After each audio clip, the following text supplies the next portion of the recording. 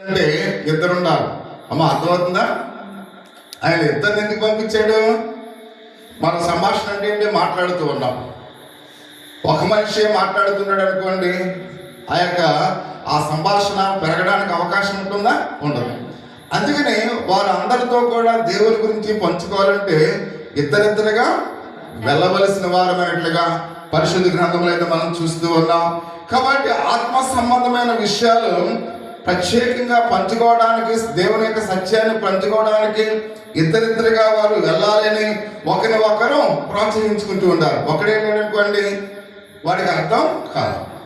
ఇంకొకరు ఉన్నారనుకోండి, వాళ్ళు పక్కన ఉన్న వాళ్ళు ఏం చేస్తారు? ప్రోత్సహిస్తారు, ఎంకరేజ్ చేస్తూ ఉంటారు.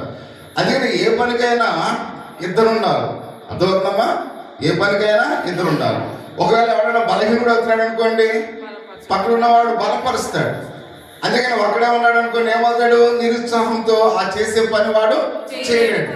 అందుకనే ఇద్దరిద్దరుగా ప్రభువారి ఇద్దరిని 70 మందిని ఇద్దరిద్దరుగా పంపించినట్టుగా మనం చూస్తూ ఉన్నాం. ఎందుకంటే ఒకరికి ఒకరు సహాయపడుతూ ఉంటారు. అందుకనే భార్య భర్తలు ఒకవేళ పడిపోతున్నాడు అనుకోండి, భార్య ఏం చేస్తుంది? సహాయం చేసి లేపుతుంది. అంటే ఇద్దరుంటే మనకేమన్నట్టు? సహాయం ఉన్నట్టు. అందుకనే ఇద్దరిద్దరుగా పంపడం ఒకరినొకరు ఎంకరేజ్ చేసుకోవడానికి, ఒకరినొకరు ప్రోత్సహించుకోవడానికి, ఒకరికొకరు సహాయం చేసుకోవడానికి, ఒకరు ఒకవేళ నిరుత్సాహంగా ఉన్నట్లయితే మరొకరు యేసుక్రీస్తు వారి గురించి సాక్ష్యాన్ని చెప్పడానికి. అంటే దేవుని యొక్క పని ఏమాత్రం కూడా ఏమకూడదు, ఆగకూడదు ప్రియమైన వాళ్ళ. అంత మాత్రమే కాకుండా మనం చూస్తూ ఉన్న ఇద్దరు మనుషులు ఒక్క చోట ఉంటే వాళ్ళు ప్రోత్సహింపబడతారు అనే విషయానికి మనం చూస్తూ ఉన్నాం. ఒకరు బాగా బలపరచబడతారని మనం చూస్తూ ఉన్నాం. ఒక రక్షకుడి గురించి ఇతరులతో మాట్లాడుతున్నప్పుడు, యేసుక్రీస్తు వారి గురించి నేర్చుకోవాలనే ఆలోచన కలిగి ఉన్నప్పుడు వాళ్ళకి మనం బహుగా ఏం చేయాలంట? దేవుని గురించి మరీ ఎక్కువగా ప్రకటించవలసిన వారు అన్నట్లుగా మనం చూస్తూ ఉన్నాం. రెండవ మాట ఇక్కడ మనం చూసినట్లయితే ఇద్దరు వ్యక్తులు ఒక్కరుగా ఉన్నప్పుడు ప్రియమైన వాళ్ళ బలపరుచుకుంటారు, ప్రోత్సహించుకుంటారని మనం చూసి ఉన్నాం. నిజమైన బలం ప్రభు దగ్గర నుంచి వస్తుంది. నిజమైన బలం ఎక్కడి నుంచి వస్తుందంట? ప్రభు దగ్గర నుంచి వస్తుంది. అందుకని 3-4 వచనాల్లో మనం చూసినట్లయితే మీరు వెళ్ళుడి, ఇదిగో తోడేల మధ్యకు గొర్రె పిల్లలను పంపునట్లుగా నేను మిమ్మల్ని పంపుచున్నాను. మీరు సంచినైనను జాలినైనను చెప్పులనైనను తీసుకుని పోవద్దు. సహోదరి సోదరా, యేసుక్రీస్తు వారు తన శిష్యులకు బయటకు పంపుతూ ఎంత నిజాయితీగా వారు ఉండాలో ఆయన మాటలు చెప్తూ ఉన్నారు. ఏమన్నాడు ఆయన? తోడేళ్ల మధ్యకు గొర్రెలను పంపుకోవాలి అంటే, తోడేళ్ల మధ్యకు గొర్రె పిల్లలను పంపినట్లుగా నేను మిమ్మల్ని పంపుతూ ఉన్నాను.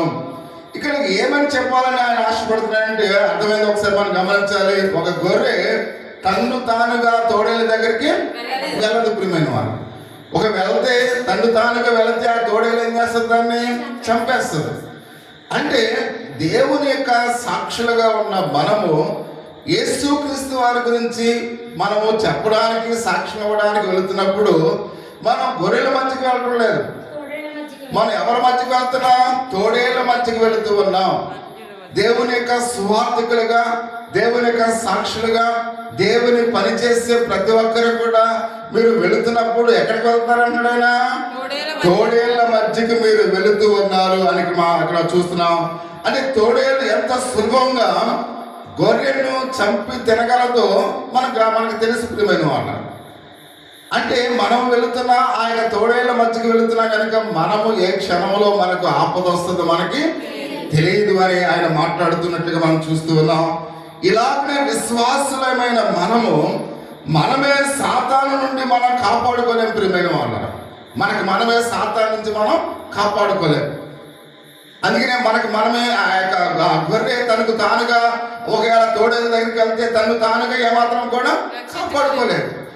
అలాగే సాతాను కూడా మనమే సాతాను మనం ఏమాత్రం కూడా తప్పించుకోలేదు. అందుకని ఇక్కడ మనం చూస్తూ ఉన్నాం, ఆత్మలు నరకానికి పంపడానికి సాతాను వెతుకుతూ ఉంటాడు ప్రియమైన వాళ్ళ. అంటే ఎవ్వరు కూడా రక్షింపబడటం దేవునికి ఇష్టం ఉండదు. అంటే సాతాను విశ్వాసం పాడు చేయడానికి చూస్తూ ఉంది. సాతాను ఒక్కొక్క సమయంలో అది మన తండ్రిగా రావచ్చు, తల్లిగా రావచ్చు, అన్నయ్యలాగా రావచ్చు, తమ్ముడు వలె రావచ్చు. అంటే విశ్వాసుల యొక్క ఆత్మలను నాశనం చేయడానికి సాతాను అనేక విధాలుగా ప్రవేశిస్తూ ఉంటుంది ప్రియమైన వారు.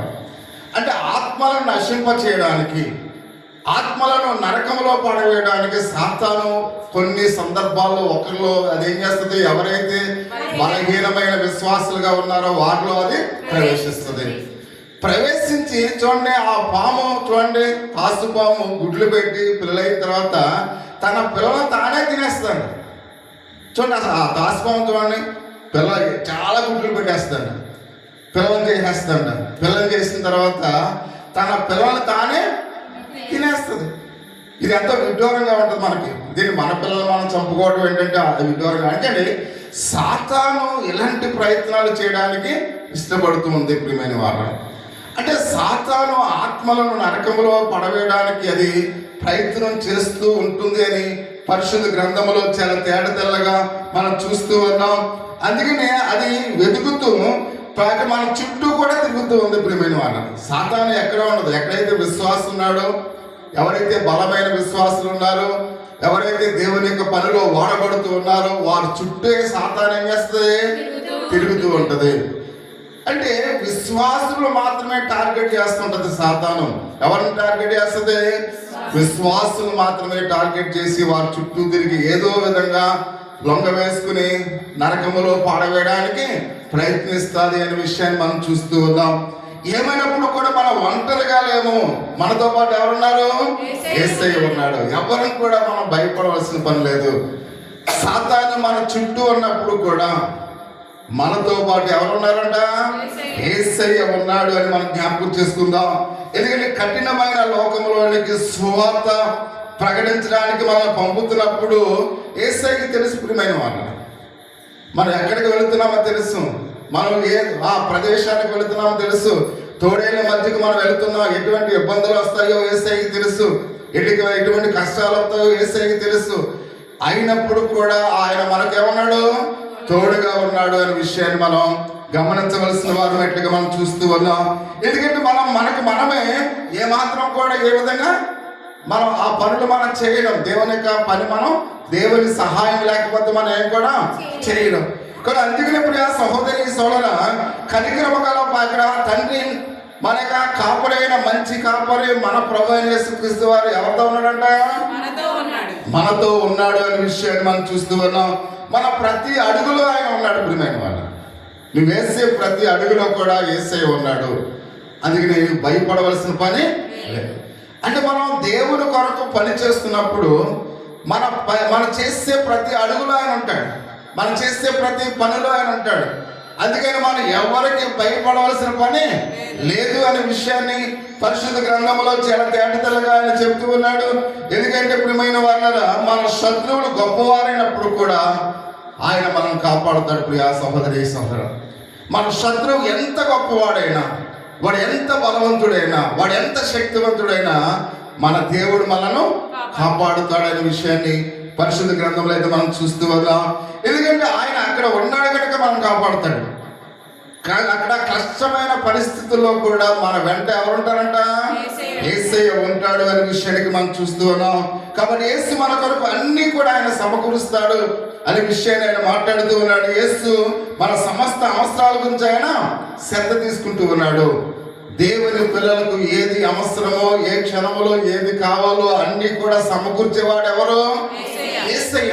మన అందుకని భయపడవలసిన పని లేదు ప్రియమైన. నువ్వు ఎప్పుడైతే దేవుని కొరకు వాడబడుతూ ఉన్నావో, నువ్వు దేవుని పని ఎప్పుడైతే చేస్తూ ఉన్నావో, నువ్వు ఎవరికి భయపడవలసిన పని లేదని చాలా స్పష్టంగా ఆయన చెప్తున్నట్లుగా మనం చూస్తున్నాం. వారు తమతో కూడా ధనాన్ని కానీ లేక ఆహారాన్ని కానీ లేక దేన్ని కూడా చెప్పులు జతనైనను నువ్వు తీసుకుని వెళ్ళకూడదని తాను వారి గురించి ఆయన చెప్తున్నాడు. జాగ్రత్తలు చెప్తూ వారి గురించి యేసుక్రీస్తు వారు చెప్పిన యొక్క మాట మనం చూస్తున్నాం. ఇది ఆశ్చర్యాన్ని కలుగజేస్తుంది. దేవుని పని కొరకు మనం వెళుతున్నప్పుడు నువ్వు ఏమీ తీసుకుని వెళ్ళొద్దని చెప్తున్నాడు. నువ్వు చెప్పులు వేసుకోవాల్సిన పని లేదు, నువ్వు బట్టలు వేసుకోవాలంటే ఒక జత మళ్ళా ఎక్కువ పట్టుకోవాల్సిన పని లేదు, నువ్వు ఆహారం మూట కట్టుకుని పట్టుకోవాల్సిన పని లేదు. అంటే తానే అన్ని కూడా ఆయన ఏం చేస్తాడు? సమకూరుస్తాడు. నువ్వు దేవుని పని కొరకు ఎప్పుడైతే వాడబడతావో దేవుడు నీకు కావలసినవన్నీ కూడా ఆయనే సమకూరుస్తాడు అనే విషయాన్ని పరిశుద్ధ గ్రంథంలో అయితే మనం చూస్తూ ఉన్నాం. ఈ మాటలు మనకు చాలా ఆశ్చర్యాన్ని కలుగు చేస్తూ ఉంది. ప్రియమైన వాళ్ళ ఇవే వాళ్ళు వెంట తీసుకుని వెళ్ళక్కలేదని ఆయన చెబుతూ అమూల్యమైన వాగ్దానం వారికి ఇచ్చినట్లుగా మనం చూస్తున్నాం. ఆయన తనకు బదులుగా అంటున్నాడు, మాట్లాడుతూ ఆయన అంటూ ఉన్నాడు, ప్రియమైన వాళ్ళ అన్ని అక్కరో నేనే చూస్తాను అంటున్నాడు. నీకు ఏది అక్కరో నేను చూస్తాను. కాబట్టి దేవుని మీద ఆధారపడి ఉంటే మనం దేని గురించి కూడా భయపడవలసిన పని ఎప్పుడు నువ్వు ఆకలితో ఏమాత్రం కూడా ఉండవు. ప్రియమైన వాళ్ళ చూడండి, ఏలియా ఆకలి వేస్తున్నప్పుడు దేవుడు కాబట్టి కాకులతో ఆహారాన్ని పంపించాడు. కాబట్టి తన భక్తులకు, తన విశ్వాసులకు, ఆయన మీద ఆధారపడిన వారికి ఆయన ఏమాత్రము కూడా ఆకలితో ఆయన ఉంచడు. ప్రియమైన వాళ్ళ కాబట్టి అందుకని ప్రతి విషయంలో కూడా ఆయన మాట్లాడుతున్నాడు.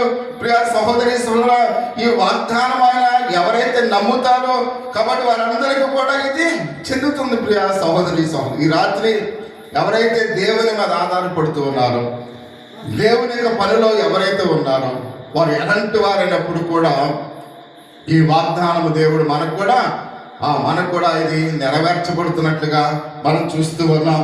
ఇదే వాగ్దానం యేసుక్రీస్తు వారు మనకి ఇచ్చి ఆయనకు మనం సాక్షులుగా ఉండమని చెప్తూ ఉన్నాడు. కాబట్టి వాగ్దానం మనకి ఇచ్చి ఆయన ఏమన్నాడు? నాకు సాక్షులుగా ఉండండి. సాక్షులుగా ఉండమంటే ఆయన గురించి ప్రకటించమంటున్నాడు.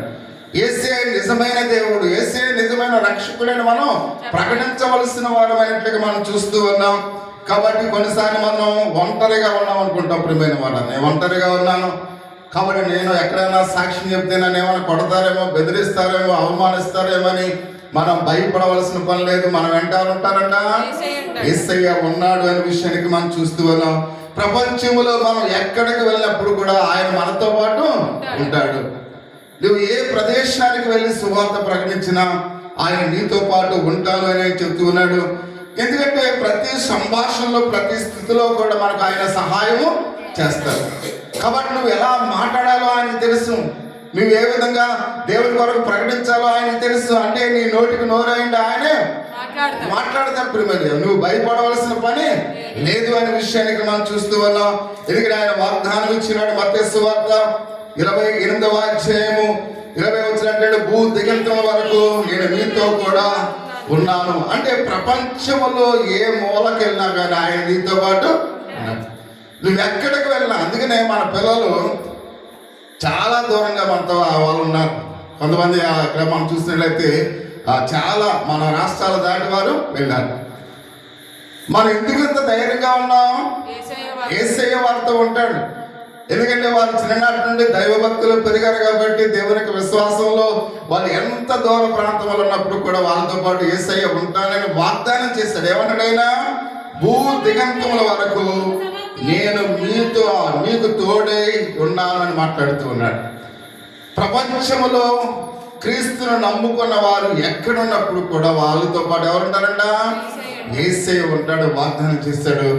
ఈ రాత్రి వాగ్దానం మనం నమ్మితే మన పిల్లల గురించి మనం భయపడవలసిన పని లేదు. ప్రియా సహోదరి సహోదరుడా, కాబట్టి మనం కూడా ఈ సాక్ష్యాన్ని ఇతరులతో మనం పంచుకోవాలి. ఈ వాగ్దానము అయితే మనకు బలాన్ని ఇస్తుంది, ప్రోత్సాహాన్ని ఇస్తుంది. క్రైస్తవులుగా మనం కొన్నిసార్లు సాక్ష్యం ఇవ్వకుండా సాకులు చెప్తూ ఉంటాం. కొన్నిసార్లు యేసుక్రీస్తు వారి గురించి ప్రకటించడానికి మనం ఏం చేస్తుంటాం? సాకులు చెప్తూ ఉంటాం. ఏ విధంగా ఏమీ నాకు తెలియదు, నేనేం చెప్పాలో నాకు తెలియదు. లేదా నాకు మా మోషే గారు చూడండి, ఇజ్రాయేల్ ప్రజల కోసం ఐగుప్తు దేశానికి వెళ్ళమంటే ఏమన్నాడు? నా నాలుక మందస్సు కలిగిన వాడిని అంటున్నాడు, నేను మాట్లాడలేను అంటున్నాడు. కానీ ఆయన ఏమన్నాడు? నేనే నీకు మాట్లాడగల శక్తిని ఇస్తాను, నీతో పాటు ఆహారాన్ని పంపిస్తూ ఉన్నాను. అంటే దేవుడు ఎల్లప్పుడూ కూడా మనకు తోడుగా ఉంటాడు. మనకి ఎక్కడికి వెళ్ళాలన్నప్పుడు కూడా ఆయన మనతో మాట్లాడేస్తారు. అందుకే మనం ఎవరికి ఎప్పుడు కూడా సాకులు చెప్పవలసిన పని లేదని ఇక్కడ మనం చూస్తున్నాం. కొంతమంది నేను చదువుకోలేదంటారు, ప్రార్థన చేయమంటే ఏమంటారు? నేను చదువుకోలేదంటారు. పాటలు పాడమంటే నేను చదువుకోలేదంటారు. కాబట్టి ఏ విషయంలో కూడా మనం సాకులు చెప్పే వారిగా ఉండకూడదు. ప్రభు యొక్క పనిలో మనం ఎప్పుడు కూడా దేవుని పని మనం చేసే వారంగా ఉండాలి అని ఇక్కడ మనం చూస్తూ ఉన్నాం. కాబట్టి మనం ఒంటరిగా లేము. ఎందుకంటే ఆయన